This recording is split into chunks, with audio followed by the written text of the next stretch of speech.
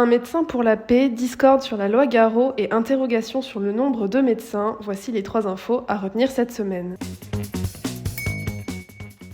Alors des grands débats sur la pénurie médicale et la régulation de l'installation des médecins, l'Ordre des médecins remet en question la volonté du gouvernement de former plus de médecins. Ils estiment que le pays en comptera 30% de plus en 2040, alors que la population, elle, n'augmentera plus. L'institution demande donc au gouvernement de rediscuter ce nombre de médecins à former, alors que celui-ci a toujours estimé que la pénurie médicale devrait durer jusqu'en 2050. Yannick Neuder a également affirmé que le rapport au travail a frappé le milieu de la santé en avançant que les jeunes médecins qui choisissent pour beaucoup le salariat travaillent 2,3 fois moins en nombre d'heures que leurs aînés, une estimation que conteste l'Ordre des médecins. Face à la proposition de loi Garot actuellement en discussion au Parlement, les médecins libéraux expriment leur indignation croissante par la voix du syndicat UFML. Fin de la liberté d'installation, obligation de garde, limitation de la durée des remplacements à 4 ans, ils listent toutes les mesures de la proposition de loi Garot qu'ils jugent comme des attaques frontales et sans précédent contre leur profession. Pour rappel, une grève des gardes et blocage d'activité est prévue à compter du lundi 28 avril, ainsi qu'une manifestation le mardi 29 à Paris et en province. Par ailleurs, ce matin, François Bayrou a proposé une alternative à la fin de la liberté d'installation,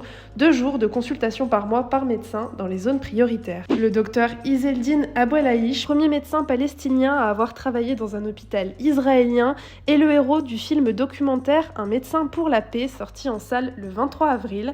Ce gynécologue obstétricien, militant infatigable de la paix, partisan toujours de la coexistence entre Israéliens et Palestiniens, défend cette cause dans le film. En janvier 2009, dans les derniers jours de l'opération dite Plomb durci, 3 de ses filles et sa nièce sont tuées par un obus tiré par un char israélien sur son immeuble.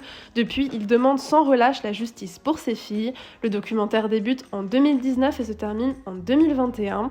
Aujourd'hui exilé au Canada, il plaide sans relâche contre la haine destructrice et pour une solution à 2 États, ce qui lui a valu plusieurs nominations au prix Nobel de la paix.